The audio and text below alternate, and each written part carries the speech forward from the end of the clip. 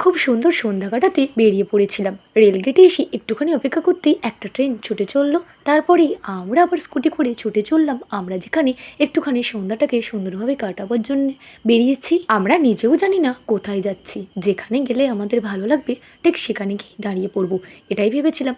তো এখানে এসে দেখলাম কয়েকটা ফুচকার দোকান, আইসক্রিমের দোকান বসেছে, তাই ভাবলাম এখানে দাঁড়িয়ে পড়াটাই বেশি ভালো হবে।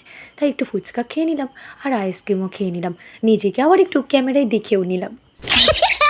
খাওয়া দাওয়া করে আমরা আবার এই পাশে আসতে গিয়ে দেখলাম আবারও একটা ট্রেন যাচ্ছে। ট্রেনটা কি সুন্দর লাগছিল রাতের অন্ধকারে।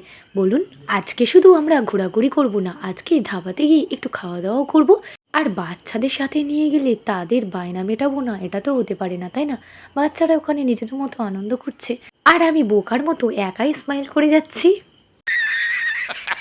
জানেন, একবার নাগরদোলায় চড়ে আমার যা অবস্থা হয়েছিল, সেই থেকে নাগরদোলা দেখলেই করে আমি আর নাগরদোলায় কখনো আশা করি চাপবো না। আচ্ছা, আপনারা কখনো শুনেছেন রাতের আলো আঁধারের রাস্তার প্রেমে কেউ পড়েছে? আমি পড়েছি।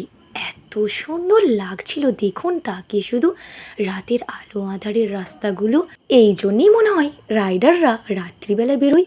সত্যি তারা যে অপরূপ দৃশ্য দেখে তা কখনোই আমরা ঘরে থেকে অনুভব করতে পারবো না। আমার মনে হয় প্রকৃতির সৌন্দর্যে যে পড়বে তার জীবনে আর একাকিত্ব বলে কিছু থাকবে না, শুধু চোখ জুড়িয়ে যাচ্ছে রাস্তাগুলো দেখতে দেখতেই। চলুন, চলে এসেছি ধাবার কাছে। এসে একটুখানি বসে আছি, আমাদের অর্ডারটা দেওয়া হয়ে গেছে। কতক্ষণ এবার খাবার আসে, তবে এখানে এসে আমাদেরকে অনেকক্ষণ ওয়েট করতে হয়েছিল। আমাদের খাবার আসতে বেশ টাইম লাগছিল। এই সময় কিন্তু ধাবাগুলোতে অনেক বেশি মানুষজন, সেই জন্যই হয়তো খাবার বানাতে একটু টাইম লাগছে। এরই মধ্যে অপেক্ষা করতে করতেই খাবার চলেও এসেছে। আমরা খুব বেশি কিছু অর্ডার করিনি, আমরা চিকেন কষা আর বাটার নান অর্ডার করেছিলাম, আর সাথে ছিল কোল্ড ড্রিঙ্কস।